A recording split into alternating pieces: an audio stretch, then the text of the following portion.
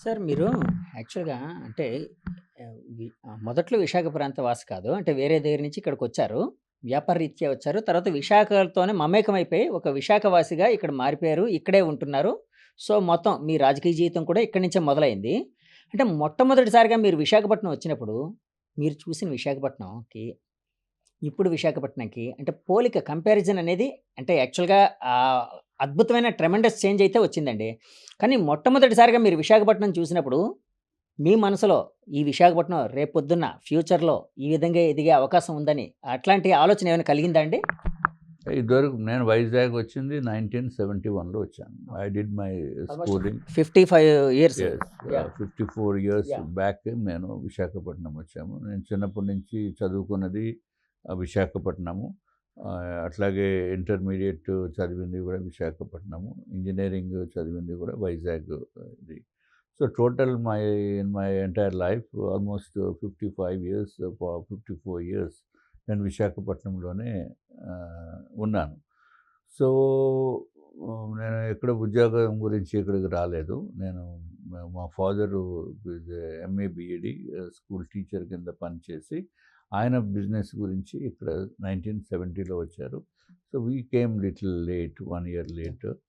So అప్పుడు వైజాగ్ మేము వచ్చేటప్పటికి జగదాంబ అండర్ కన్స్ట్రక్షన్. అది అప్పుడు ఇంకా థియేటర్ లేదండి? అండర్ కన్స్ట్రక్షన్, కాంపౌండ్ వాల్స్ ఇంకా చేస్తున్నారు. అట్లాగే అది ఎల్లమ్మ తోట అనేవాళ్ళం అక్కడ. అవును. దాని ప్లేసు. ఎక్కడ కూడా వాల్టే క్లబ్ ఉండేది. తర్వాత మధ్యలో షాప్స్ ఎక్కడ ఉండేవి కాదు. ఆహ్, ఎక్కడ మన రామా టాకీస్ జంక్షన్ నుంచి సీతమ్మ దారి ఇక్కడికి రావాలంటే మధ్యలో బిల్డింగ్స్ గానీ ఏమిది ఉండేది కాదు. ఇక్కడ మేము పిక్నిక్ వచ్చేవాళ్ళం. ఇక్కడ మీరిప్పుడు ప్రస్తుతం ఉన్న ఆఫీసు ఓకే. ఇక్కడంతా ఇది చిన్న కొండ అనేవాళ్ళము. చిన్న హిల్ కింద. సో, అప్పుడు పరిస్థితి వేరు. ఇప్పుడు టోటల్‌గా సిట్యుయేషన్ వేరు. ఈవెన్ ఇన్ 1970స్, 75, 76లో కూడా ఇక్కడ ఈవెన్ 80స్‌లో కూడా ఇక్కడ రూ. 15 ఎంతో ఉండేది గజము. కూడా అలాట్మెంట్ ఓకే. ఇవన్నీ కూడా. మరి ఈరోజు the situation is totally different.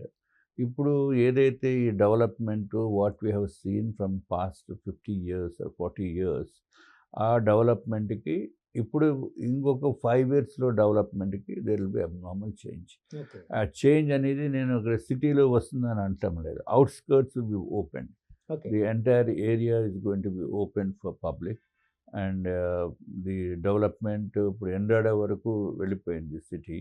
ఇప్పుడు ఎండాడ నుంచి క్రికెట్ స్టేడియము అన్నీ దాటిపోయి ఐ థింక్ ఆనందపురం వరకు definitely there is going to be Anandapuram నుంచి భోగాపురం కూడా యాహ్! వెళ్ళిపోయే పరిస్థితి ఉంది. And definitely it will go. After 5 years lot of people, inflow of public, తర్వాత టూరిజం పెంచాలి.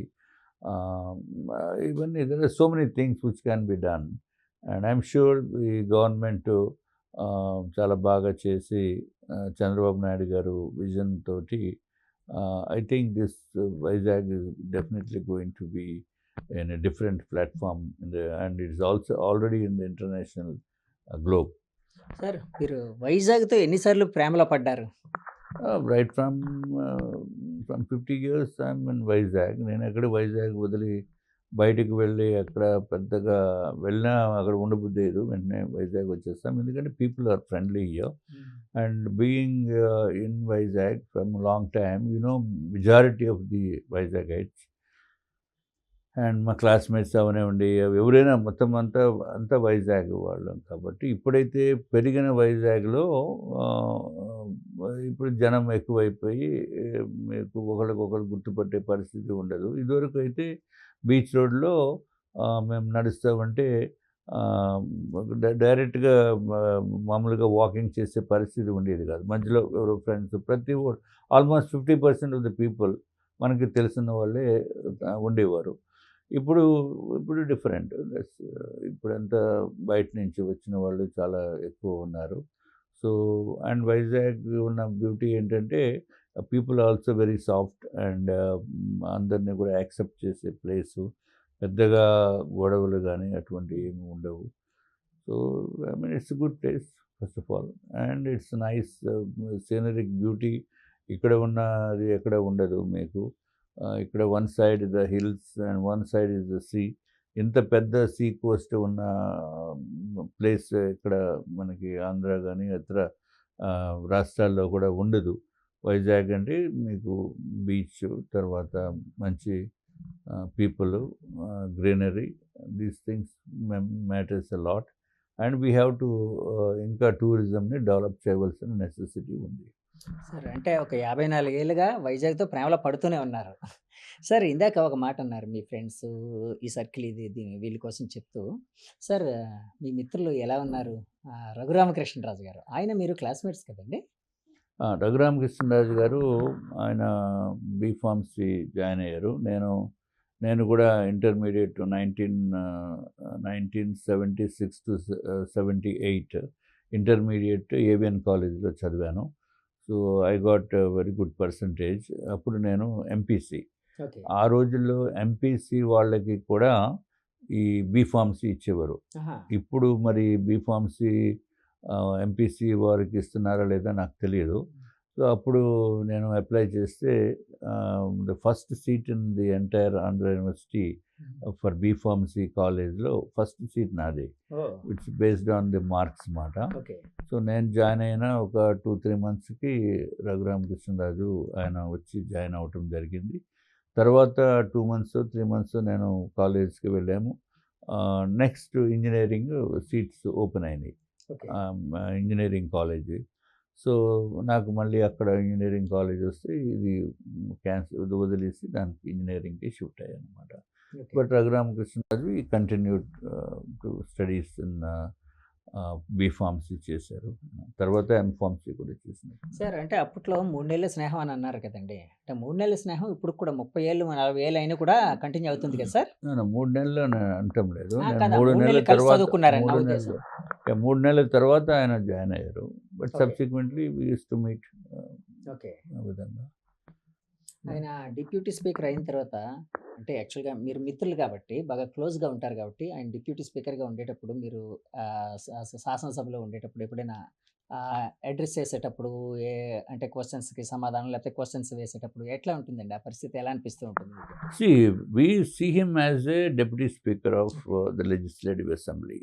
సో మీకు పర్సనల్ ఫ్రెండ్ అయినా మీకు కాకపోయినా ఇట్ రియలీ డజంట్ మ్యాటర్.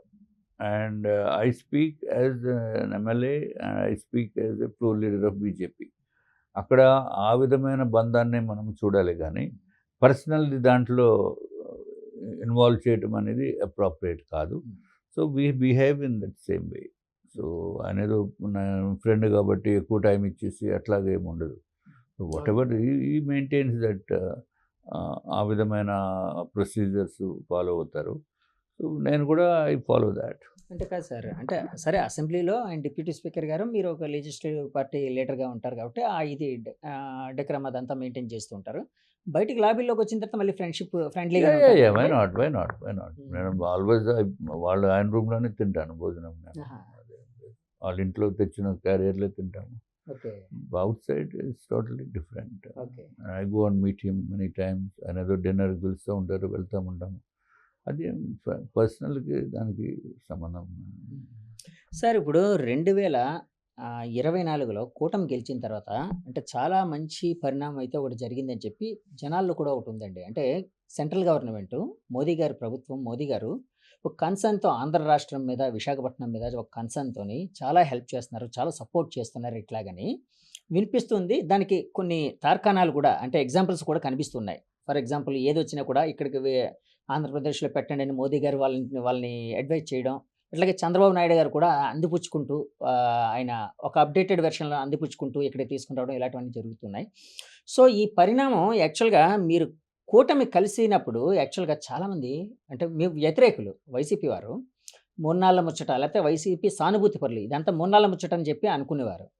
కానీ ఇప్పుడు ఇది అంటే ఇంకా బంధం అంటే అదేదో సిమెంట్ అంటారు యాడ్ అంటే అంత ఫెవికాల్ స్ట్రాంగ్‌గా యాహ్! ఫెవికాల్ బంధం ఉంటుంది. అట్లా స్ట్రాంగ్‌గా తయారై వెళ్తూ ఉంది. సో, ఈ బంధం నెక్స్ట్ ఎలక్షన్‌లో కూడా జరిగే అంటే కంటిన్యూ అయ్యే అవకాశం ఉందా సార్?